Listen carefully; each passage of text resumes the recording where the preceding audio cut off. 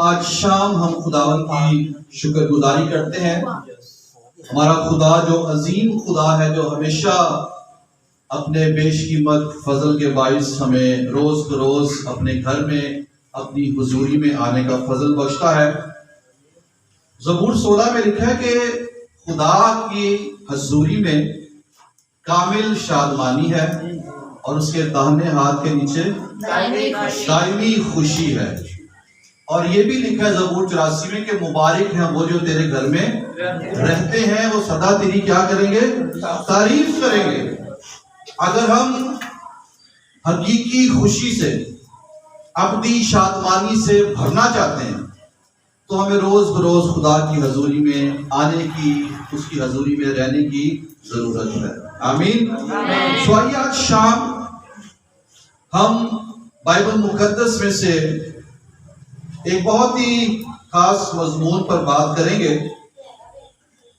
پرانے عہد نامہ میں سے گنتی کی کتاب 23واں باب اور 23ویں آیت سے لے کر 25ویں آیت تک بائبل مقدس میں سے پڑھیں گے.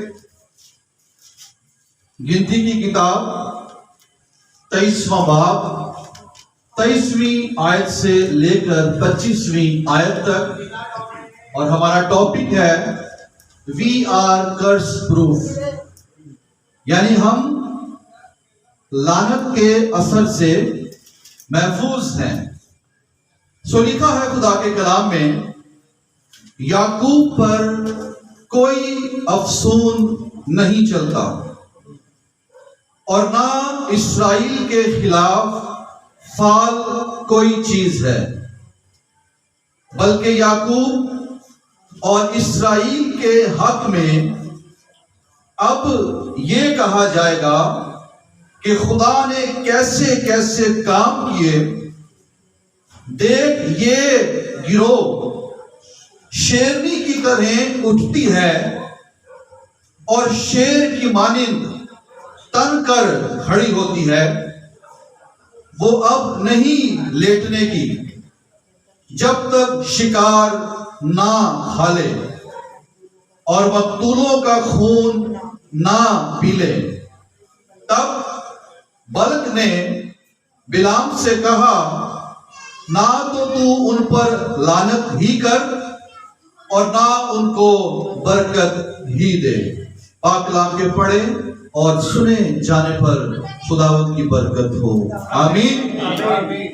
عزیزو، یہ جو 23ویں آیت ہم نے پڑھی کہ یعقوب پر کوئی افسون نہیں چلتا، یہ بات اس شخص نے کہی ہے جو کہ ایک غیر قوم کا نبی تھا، اور جس کا نام کیا ہے؟ بلام. اور بلام کا مطلب ہے لوگوں کو نگلنے والا، لوگوں کو الجھانے والا. اور جب قوم بنی اسرائیل اپنے سفر کو جاری رکھے ہوئے تھی تو اس کی راہ میں بے شمار قومیں آئیں جن کو قوم نے فتح کیا، شکست دی اور آگے سے آگے بڑھتی رہی. اور جو حوالہ ہم پڑھ رہے ہیں اس کا جو سیاق و سباق ہے، قوم بنی اسرائیل نے اموریوں پر فتح پائی اور وہاں سے فتح پا کر یہ مواب کے میدانوں میں آئے ہیں اور وہاں پر انہوں نے اپنے ڈیرے لگا لیے. اور موابی جو تھے وہ اس بات کو دیکھ کر پریشان ہو گئے، گھبرا گئے، کیونکہ وہ جانتے تھے یہ وہ قوم ہے جو شیرنی کی طرح اٹھتی ہے، جو شیر کی طرح تن کر کھڑی ہو جاتی ہے. خدا نے ان کے لیے بڑے بڑے کام کیے ہیں. یہ وہ قوم ہے جن کے آگے بحیرہ کلزم بھی راستہ دے دیتا ہے. یہ ایسی قوم ہے، اور وہ ڈر گئے، گھبرا گئے، خوف زدہ ہو گئے کہ یہ اب یہاں پر آ گئے ہیں تو یہ ہمیں بھی شکست دے دیں گے. اب ایسی صورتحال میں مواب کا جو بادشاہ تھا بلک، اس نے سوچا اس قوم کو شکست دینے کا، اس قوم پر فتح پانے کا ایک ہی طریقہ ہے، اور وہ طریقہ یہ ہے کہ کسی ایسے شخص کو بلایا جائے جو ان پر کیا کرے؟ لعنت کرے. کیونکہ جب ان پر لعنت آ کر ٹھہر جائے گی تو پھر میں ان پر فتح پا سکوں گا اور ان کو یہاں سے نکال سکوں گا. سو بلق نے کیا کیا؟ بلام نبی کو اجرت پر یعنی کہ پیسہ دے کر اس کام کے لیے بلوایا. اور یہ جو بلام نبی تھا اگرچہ اس کا تعلق غیر قوم سے تھا، لیکن تو بھی کلام کو پڑھنے سے ہمیں یہ معلوم ہوتا ہے کہ یہ خدا کو جاننے والا شخص تھا، کیونکہ اس نے یہ کہا کہ جو کچھ خدا مجھے بولنے کو کہے گا میں وہی کہوں گا.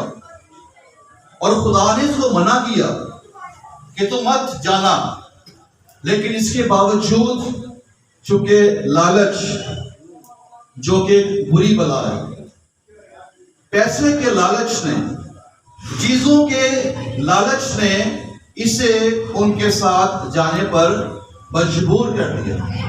اور جب یہ وہاں پر آ گیا تو انہوں نے کیا کیا کہ اپنے دیوتاؤں کے حضور میں قربانیاں چڑھائیں اور بلام کو پہاڑ کی ایک اونچی چوٹی پر لے گئے اور کہتے ہیں کہ ان پر کیا کر؟ لعنت کر. لیکن جب بلام نے جب اس پہاڑ کی چوٹی پر وہ کھڑا ہے کہ اس قوم پر لعنت کرے، تو جب وہ نگاہ کر رہا ہے تو صورتحال کیا ہے؟ کیونکہ قوم بنی اسرائیل جہاں بھی اپنے ڈیرے لگاتے تھے ان کی ترتیب کچھ یوں ہوتی تھی کہ شمال، مغرب، مشرق میں، جنوب میں تین ڈیرے ہوتے تھے اور بیچ میں خیمہ اجتماع ہوتا تھا.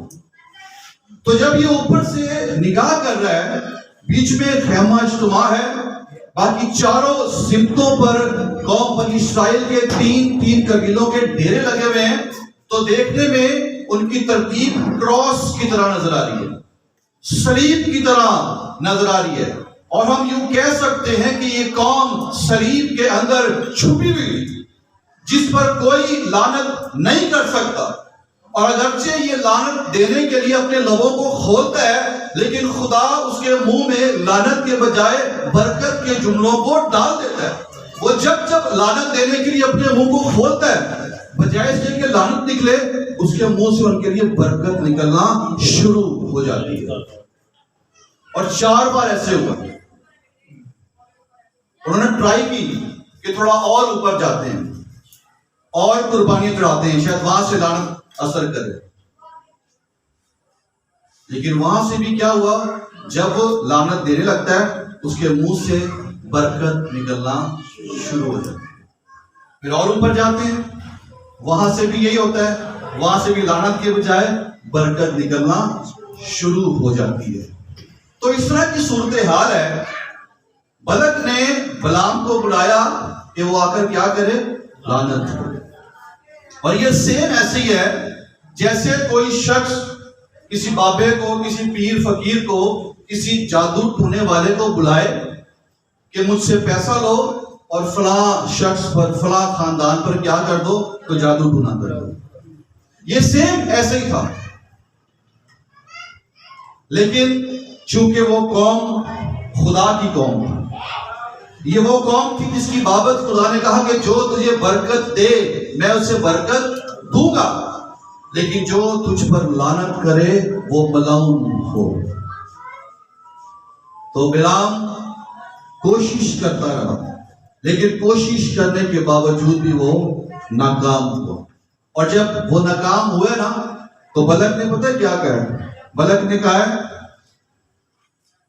نہ تو اس پر لعنت کر اور نہ برکت دے، تو رہن دے. ٹھیک ہے، کیونکہ برکت نکل نہیں رہی، لعنت نکل نہیں رہی، برکت ہی نکلتی جا رہی ہے. لعنت کے اندر بڑا اثر ہے، یاد رکھیے. یہ جو لعنت ہے نا بڑی خطرناک چیز ہے. یہ اپنے اندر اثر رکھتی ہے. جس شخص پر لعنت آ کر ٹھہر جائے وہ سوکھنا شروع ہو جاتا ہے. جن چیزوں پر لعنت آ کر ٹھہر جائے وہ چیزیں کم ہونا شروع ہو جاتی ہیں. جن چیزوں پر لعنت آ کر، جن انسانوں پر لعنت آ کر ٹھہر جائے، پھر ان کی شکست جو ہے وہ یقینی ہو جاتی ہے. اور یہ لعنت کا ہی اثر ہے. تنگی، محتاجی، غربت، بیماریاں، بدروہیں، یہ کس کا اثر ہے؟ لعنت کا اثر. اور لعنت کے اندر اتنی پاور ہے کہ بائبل کے اندر آپ پڑھ لیجئے گا، استثنا 7 خروج 20:5 کے مطابق، کہ یہ چوتھی پشت تک جاتی ہے. جس شخص پر یہ ٹھہر جائے یہ چوتھی پشت تک جاتی ہے، اتنا یہ اپنے اندر اثر رکھتی ہے. لیکن گڈ نیوز یہ ہے کہ خدا کی جو برکت ہے یہ موسٹ پاورفل ہے. لعنت کا اثر چوتھی پشت تک جاتا ہے، لیکن برکت کا اثر 1000 پشت تک جاتا ہے. ہاللیلویا. یہ خدا کی برکت کی قدرت ہے. سو بلام لاکھ کوشش کرنے کے باوجود بھی ان پر لعنت نہیں کر سکتے. اور یہ خدا کی قدرت ہے کہ جو لوگ ہمارے خلاف ہیں، یا جو لوگ ہمارے بارے میں اچھی سوچ نہیں رکھتے، یا وہ لوگ جو چاہتے ہیں کہ ہم شکست کھائیں، ہم لعنت کے اثر میں آ جائیں، وہ نہیں جانتے کہ جو لوگ یسوع کے خون میں چھپے ہوئے ہیں، جو مسیح کی صلیب کے اندر چھپے ہوئے ہیں، صلیب کے اندر یہ قدرت ہے کہ آنے والی لعنتوں کو وہ منسوخ کرتی ہے اور انہیں برکت میں تبدیل کر دیتی ہے. تو جب ملک نے دیکھا کہ تمام کوششیں کرنے کے باوجود بھی لعنت جو ہے وہ نہیں نکل رہی، ہر بار برکت ہی نکل رہی ہے، تو اس نے کہا نہ تو لعنت کر اور نہ ہی برکت دے. تو ایسی صورتحال میں ایسے ماحول میں بلام نے گنتی 23 میں یہ بات کہی ہے کہ یعقوب پر کوئی افسون نہیں چلتا اور نہ اسرائیل کے خلاف فعال کوئی چیز ہے. وہ اس بات کو سمجھ گیا، وہ اس بات کو جان گیا کہ یہ ایسی قوم ہے، یہ ایسے خدا کے، زندہ خدا کے لوگ ہیں. کیونکہ بلام کے بارے میں لکھا ہے اسے یہ بلیسنگ ملی ہوئی تھی کہ وہ جس کو برکت دیتا تھا اس کو برکت ملتی تھی، اور جس کو لعنت دیتا تھا اس کو لعنت ملتی تھی.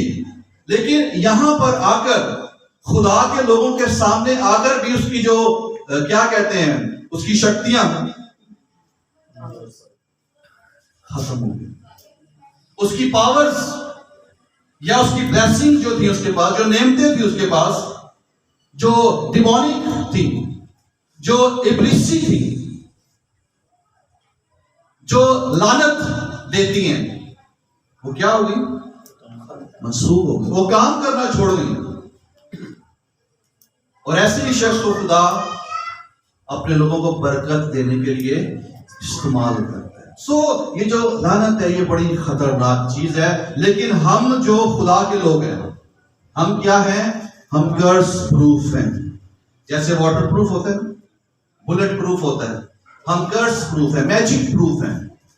ہم پر کوئی جادو، کوئی ٹونا، کوئی لعنت اثر نہیں کر سکتا، اگرچہ لعنت میں اثر ہے. آپ کو پتہ ہے جب جاتی جولیت، جسے جولیت بھی کہتے ہیں، جات کا جولیت، جب قوم بنی اسرائیل کو للکار رہا تھا، کوئی لڑنے کے لیے نہیں آتا، سب ڈرے ہوئے تھے، خوف زدہ تھے. اور جب داؤد آیا، حالانکہ وہ ایک نوجوان ہے، تو جاتی جولیت نے کیا کیا؟ لکھا ہے جاتی جولیت نے اپنے دیوتا کا نام لے کر داؤد پر لعنت کی ہے. کیوں؟ تاکہ یہ شکست کھائیں. لیکن ہوا کیا؟ داؤد جو یہوہ کا ماننے والا ہے، جو ایسا شخص ہے جو خدا کے دل کے موافق ہے، اس کی لعنت، اس کے دیوتا کی لعنت داؤد تک نہیں پہنچی، بلکہ وہ منسوخ ہو گئی. کیونکہ داؤد کے پاس رب الافواج کا نام تھا. اس نے کہا کہ تو بھالا برچھی اور تلوار لے کر آتا ہے, میں رب الافواج کے نام سے آتا ہوں. اور ہم جانتے ہیں کہ داؤد نے اس فلسطینی کو شکست دے دی. جاتی جولیت نے فتح نہیں پائی, کیونکہ اس دور میں یہ سمجھا جاتا تھا کہ جس پر لعنت ہوگی وہ شکست کھائے گا. لیکن خدا کے لوگوں پر کوئی کتنی بھی لعنت کرے وہ شکست نہیں کھا سکتے, کیونکہ لشکروں کا خدا ان کے ساتھ ہے. اور ہمارے پاس یسوع کا نام ہے جو سب ناموں سے اعلیٰ نام ہے, جس نام کے آگے ہر ایک گھٹنا جھکتا ہے, خواہ وہ آسمانیوں کا ہو, خواہ وہ زمینیوں کا ہو, خواہ وہ زمین کے نیچے ہی کوئی مخلوق کیوں نہ ہو. یسوع کے نام میں قدرت ہے.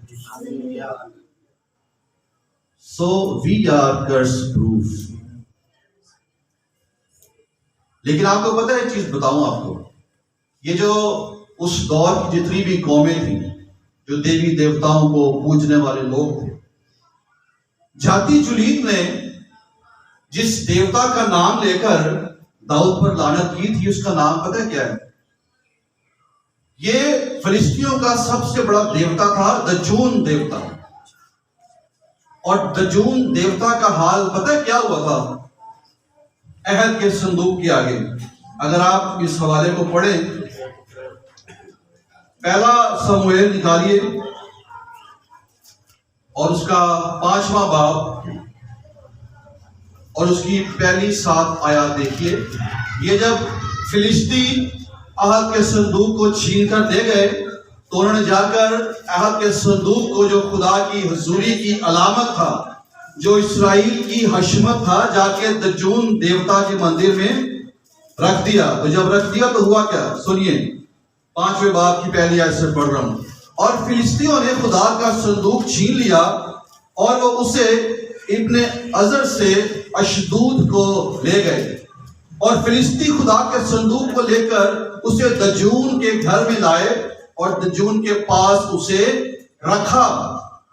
اور اشدودی جب صبح کو سویرے اٹھے تو دیکھا کہ دجون خداوند کے صندوق کے آگے اوندھے منہ زمین پر گرا پڑا ہے. تب انہوں نے دجون کو لے کر اس کی جگہ اسے پھر کھڑا کر دیا. پھر وہ جو دوسرے دن کی صبح کو سویرے اٹھے تو دیکھا کہ دجون خداوند کے صندوق کے آگے اوندھے منہ زمین پر گرا پڑا ہے, اور دجون کا سر اور اس کی ہتھیلیاں دہلیز پر کٹی پڑی تھی. فقط دجون کا دھڑ ہی دھڑ رہ گیا تھا. اس لیے دجون کے پجاری اور جتنے دجون کے گھر میں آتے تھے آج تک اشدود میں دجون کی دہلیز پر پاؤں نہیں رکھتے. عہد کا صندوق, خدا کی حضوری, اسرائیل کی حشمت, اسے چھین لیا گیا ہے اور رکھ کہاں پر دیا ہے؟ اپنے دیوتا کے گھر میں, اس کے مندر میں, کہ شاید اس کی بھی وہی ویلیو ہے, اس کا بھی وہی مقام ہے.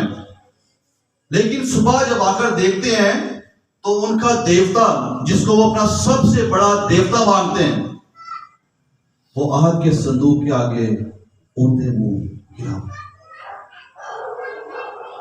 ہمارا خدا زندہ خدا, دنیا کے معبود محض بت ہیں, نہ وہ دیکھ سکتے ہیں, نہ سن سکتے ہیں, نہ چھو سکتے ہیں, نہ بول سکتے ہیں, وہ پتھر ہیں.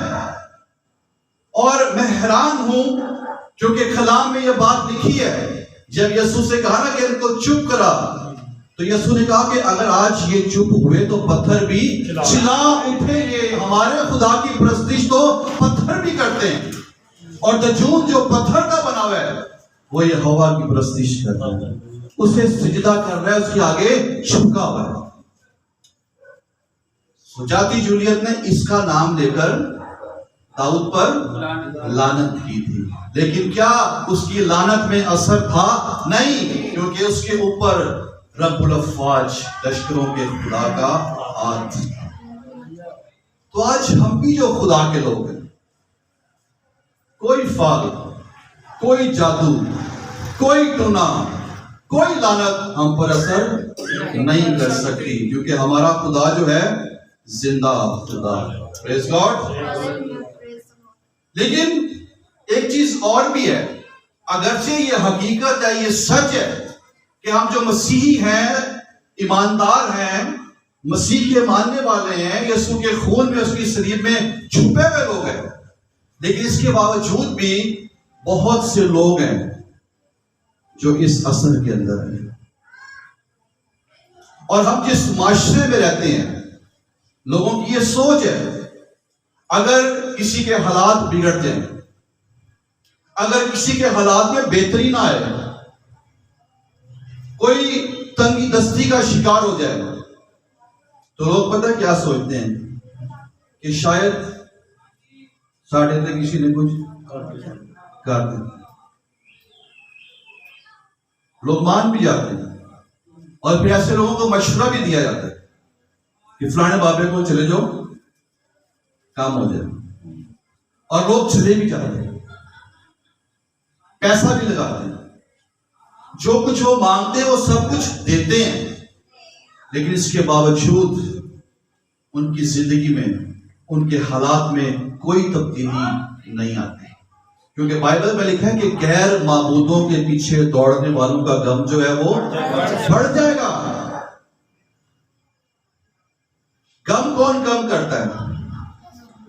خدا من یسوع، جس نے کہا کہ اے محنت اٹھانے والوں اور بوجھ سے دبے ہوئے لوگوں، سب میرے پاس آؤ، میں تم کو آرام دوں گا۔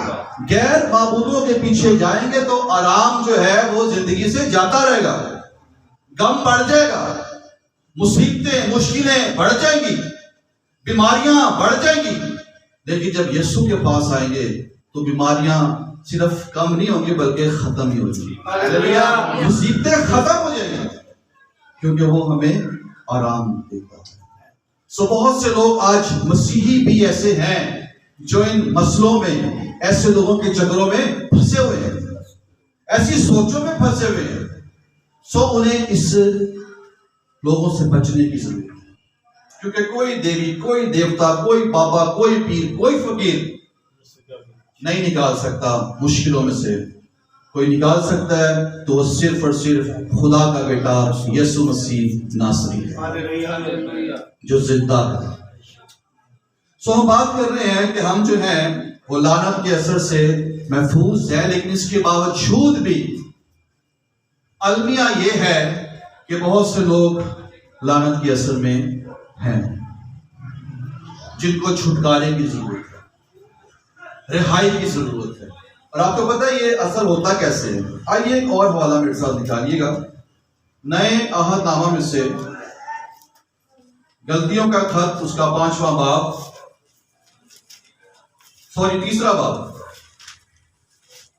تیسرا باب پہلی آیت۔ یہاں پر لکھا ہے، پولس رسول لکھتا ہے کہ اے نادان غلطیوں، کس نے تم پر افسون کر لیا؟ تمہاری تو گویا آنکھوں کے سامنے یسوع مسیح صلیب پر دکھایا گیا۔ پولس کس سے بات کر رہا ہے؟ چرچ سے بات کر رہا ہے، نجات یافتہ لوگوں سے بات کر رہا ہے، ایمانداروں سے بات کر رہا ہے، جنہوں نے توبہ کی، پانی کا بپتسمہ لیا، یسوع مسیح کی راست بازی کو پورا کیا، روح القدس کا بپتسمہ بھی ہوا، چرچ میں بھی ہیں، دعائیں بھی کر رہے ہیں، پرستش بھی کر رہے ہیں، منادی بھی کر رہے ہیں، سب کچھ کر رہے ہیں۔ پولس ان کو کیا کہہ رہا ہے کہ تم پر کس نے افسون کر لیا؟ چرچ کو کہہ رہا ہے۔ چرچ جو ہے جادو کے اثر میں، یعنی کہ چرچ کے اندر ابلیس کا کنٹرول ہے۔ بظاہر لوگ ایماندار آ رہے ہیں، بظاہر لوگ خدا کے بندے بندیاں نظر آ رہے ہیں، لیکن انہی کے بیچ میں رہ کر ابلیس ان کو کنٹرول کر رہا ہے اور کام کر رہا ہے۔ مذہبی رسومات کے ذریعے سے ان کو دھوکہ دے رہے ہیں، اور وہ لعنت کے اثر میں ان پر جادو ہو گیا۔ اور یہ بات کون کہہ رہے ہیں؟ پولس کہہ رہے ہیں کہ اے نادان گنتیوں، کس نے تم پر افسون کر دیا؟ کس نے تم پر جادو کر دیا؟ تم پر میجک ہو گیا، تم لعنت کے اثر میں چلے گئے ہو، کس نے کر دیا؟ اب بات یہ ہے کہ اس بات کو ذرا آپ سمجھیے گا۔ یہ جو لفظ جادو ہے، جادو کا کیا مطلب؟ جادو ٹونے کا یا افسون کا، اس سے کیا مراد ہے؟ ہماری سوچ کے مطابق ہم کہتے ہیں نا کوئی بدلو آ گئی، ٹھیک ہے نا، کوئی ایسی اور چیزیں جو پتہ نہیں کیا کیا ہم سب جانتے ہیں، تو ہم سمجھتے ہیں وہ چیزیں جب زندگی میں ہوں تو کوئی انسان جو ہے وہ جادو کے اثر میں آ گیا، ٹھیک ہے، رکاوٹیں آ گئیں، کاروبار میں بندش، ٹھیک ہے نا، اولاد کا نہ ہونا، اس طرح کی چیزیں لوگ کہتے ہیں جی فلاں شخص جو ہے وہ جادو کے اثر میں ہے۔ اور ہمارے معاشرے میں جادو کی بہت سی ڈیفینیشنز ہیں، لیکن ہم دیکھیں گے کہ بائبل جادو کی ڈیفینیشن کیا کرتی ہے، بائبل کیا کہتی ہے۔ اگر آپ میرے ساتھ نکالیں بائبل مقدس میں سے پہلا سمویل اس کا 15واں باب اور اس کی 23ویں آیت، یہاں پر لکھا ہے کیونکہ بغاوت اور جادوگری برابر ہیں اور سرکشی ایسی ہی ہے جیسی مورتوں اور بتوں کی پرستش، سو چونکہ تو نے خداوند کے حکم کو رد کیا ہے اس لیے اس نے بھی تجھے رد کیا ہے کہ بادشاہ نہ رہے۔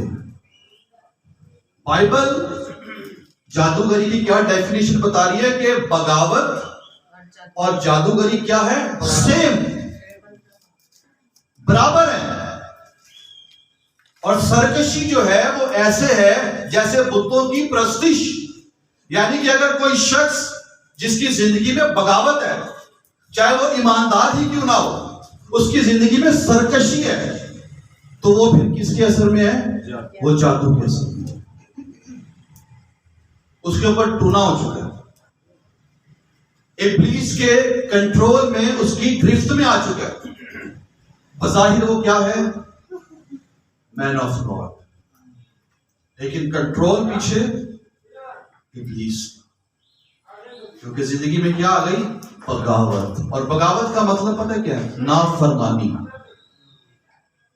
کلام کو سننا لیکن کلام پر عمل نہ کرنا، یا کلام کو، خدا کے احکام کو رد کرنا۔ یہاں پر ساؤل نے کیا کیا ہے؟ خدا کے احکام کو رد کیا، اس نے بغاوت کی ہے، اس نے سرکشی کی ہے، اسے بتایا جا رہا ہے کہ جو کچھ تو کر رہا ہے یہ بغاوت اور جادوگری سیم ہے، تو نے کلام کی نافرمانی کی ہے، تو جادو کے اثر میں آ گیا، تو لعنت کے اثر میں آ گیا، تو نے کلام کو رد کیا، خدا کو رد کیا، اس لیے خدا نے بھی تجھے رد کیا تاکہ بادشاہ نہ رہے۔ وہ بلیسنگ جو اس کے پاس تھی ایز اے کنگ ہونے کی، اسرائیل کی، وہ جاتی رہی۔ جب لعنتیں آتی ہیں تو برکتیں پھر جاتی رہتی ہیں، پوسٹ جاتی رہتی ہے، خوشحالی جاتی رہتی ہے۔ تو کیا کہا پولس رسول نے چرچ کو کہ کس نے تم پر افسون کر دیا؟ یعنی چرچ کے اندر یہ وہ والا جادو ٹونا نہیں تھا جو لوگ کرتے ہیں، چرچ کے اندر بغاوت آ گئی، چرچ کے اندر سرکشی آ گئی، چرچ کلام کو سن رہا ہے لیکن نافرمانی کر رہا ہے، کلام پر عمل نہیں کر رہا۔ تو جب ہم اس طور سے کلام کو سنتے ہیں اور عمل نہیں کرتے، کلام کی نافرمانی کرتے ہیں، تو دوسرے لفظوں میں ہم جادو کے اثر میں آ چکے ہیں، لعنت کے زیر سایہ آ گئے ہیں، ابلیس کے کنٹرول میں آ گئے ہیں، وہ مذہبی رسومات کے ذریعے سے ہمیں دھوکہ دے رہے ہیں۔ تو اس چیز سے آزاد ہونے کی ضرورت ہے۔ آپ کو پتہ ہے ابھی ہم داؤد کی بات کر رہے تھے کہ جاتی جولیت نے اس پر کیا کی تھی؟ لعنت کی تھی، لیکن داؤد پر اثر نہیں ہوا کیونکہ وہ خدا کا فرما بردار تھا۔ لیکن ایک وقت آیا جب داؤد نے نافرمانی کی، 10 احکام کو توڑا، اس سے زنا بھی ہوا، اس سے خون بھی ہوا۔ اس کے بعد جب اس کی سلطنت جاتی رہی تو ساؤل کے گھرانے کا ایک شخص اس پر لعنت کرتا تھا۔ تو داؤد کے ساتھیوں میں سے ایک نے کہا کہ یہ کون ہوتا ہے جو تجھ پر لعنت کرے؟ تو داؤد نے کیا کہا؟ اسے منع نہ کرو۔ کیوں؟ کیونکہ خدا کی طرف سے مجھ سے نافرمانی ہوئی، میں نے بغاوت کی ہے، میں نے سرکشی کی ہے، تو یہ خدا کی طرف سے ہے، اسے کرنے دو، اسے منع نہ کرو۔ تو جب تک ہم خدا کی فرما برداری میں رہیں گے لعنتیں اثر نہیں کریں گی، لیکن جب ہم نافرمانی کریں گے، بغاوت کریں گے، تو پھر لعنتیں اثر کرنا شروع ہو جائیں گی۔ اس لیے داؤد نے کہا کہ اسے منع نہ کرو۔ اور پولس رسول نہ صرف غلطیوں کی کلیسیا کو، میں سمجھتا ہوں وہ آج کلیسیا پاکستان سے بھی کلام کرتا ہے کہ کس نے تم پر افسون کر دی، کس نے تمہیں نافرمان بنا دیا، کس نے تمہارے اندر بغاوت کو بھر دیا، کس نے تمہارے اندر سرکشی کو بھر دیا، کس نے تمہیں چرچ آنے سے روک دیا، کس نے تمہیں دعا کرنے سے، پرستش کرنے سے، کلام پڑھنے سے، روزے رکھنے سے، دائیکی دینے سے روک دیا؟ کس نے؟ بغاوت جو جادوگری کے برابر ہے، اس کے اثر کے سبب سے وہ کام جو چرچ کو کرنے والے ہیں، جو ایک ایماندار کو کرنے والے ہیں، وہ کام بند ہو گئے۔ سو ضرورت ہے کہ کیا کیا جائے؟ خدا کی فرما برداری کی جائے۔ استثنا 28 باب آپ سب کو اچھی طرح یاد ہے، ٹھیک ہے نا؟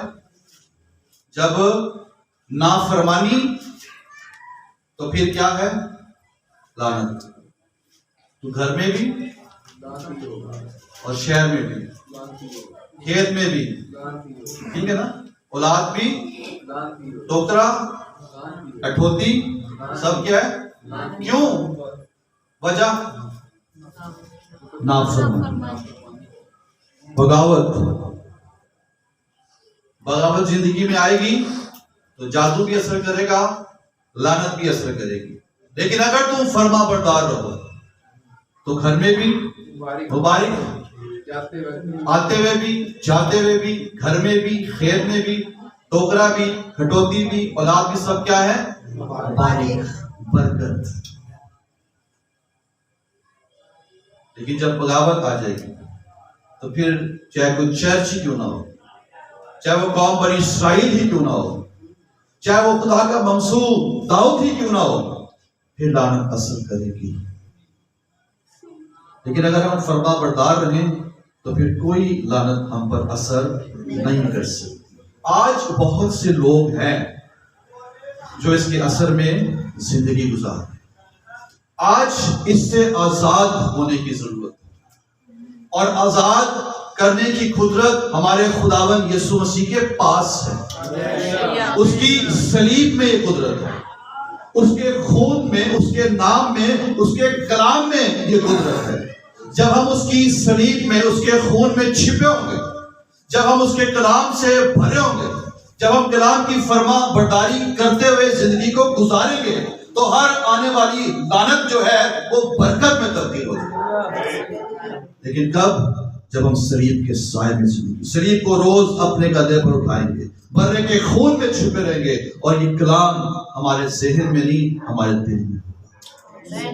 داؤد کہتا ہے میں نے تیرے کلام کو اپنے دل میں رکھ لیا تاکہ تیرے خلاف گناہ نہ کروں، بغاوت نہ کروں، سرکشی نہ کروں، کیونکہ جب کروں گا تو لعنت اثر کرے گی۔ سو آج ہم اپنی زندگیوں پر غور کریں۔ اگر زندگی میں بغاوت ہے، سرکشی ہے، تو یاد رکھیں یہ جادوگری کے برابر۔ یہ ایسی ہے جیسے بتوں کی پرستش. لیکن اگر ہم فرما برداری کی زندگی گزاریں گے تو بڑے سے بڑا کوئی دیوی ہو، کوئی دیوتا ہو، کوئی جادوگر ہو، کچھ بھی ہو، لعنت اثر نہیں ہوگی، افسون نہیں چلے گا. اور بلعام نے یہ تجربہ کر لیا. پیسے کی لالچ میں تو وہ آ گیا قوم پر لعنت کرنے کے لیے، لیکن اس قوم پر جس پر خدا کی برکت آلریڈی ٹھہری ہوئی ہے، جس کی بابت خدا کہہ رہا ہے کہ جو تجھے برکت دے میں تجھے برکت دوں گا، اور جو لعنت کرے وہ کیا ہو؟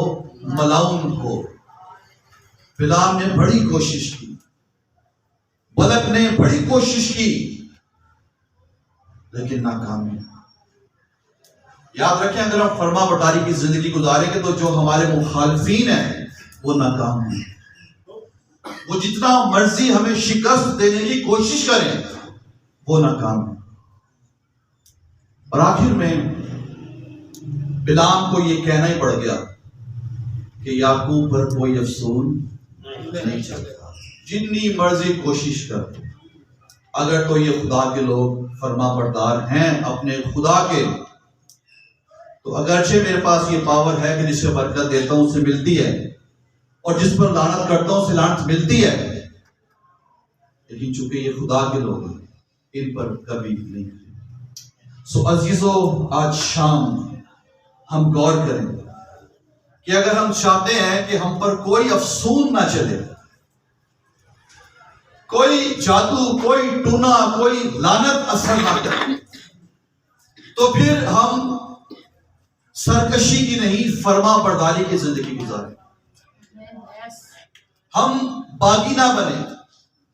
ہم جو کچھ خدا کے کلام میں سے سنتے ہیں اسے صرف یہاں سے سن کر یہاں سے نہ نکالیں، اور نہ ہی اسے اپنے ذہن میں بطور نالج کے رکھیں کہ میرے پاس کلام کا بڑا نالج ہے. کلام کو دل میں رکھیں، کیونکہ کلام کی جگہ ہمارا دل ہے. اور جب یہاں پر کلام ہوتا ہے نا تو پھر کلام کی قدرت ہماری پوری باڈی کو، جان، بدن، روح کو اپنے کنٹرول میں رکھتی ہے، اور ہمیں ایسی ساری تاثیروں سے محفوظ رکھتی ہے. اور میرا ایمان ہے کہ آج اس کلام کی قدرت ہمیں چھو رہی ہے، ہمیں چھوئے گی، اور ہمیں ہر طرح کی نافرمانی کی اسپرٹ سے، سرکشی کی تاثیروں سے ہمیں آج آزاد کرے گی، اور ہم ایک بابرکت ایماندار ہو کر خدا کے حضور میں چلیں گے اور بڑھیں گے. ہلیلویا. آئیے اپنے سروں کو جھکائیں، اپنی آنکھوں کو بند کریں اور اپنے قدموں پر کچھ لمحوں کے لیے کھڑے ہو جائیں.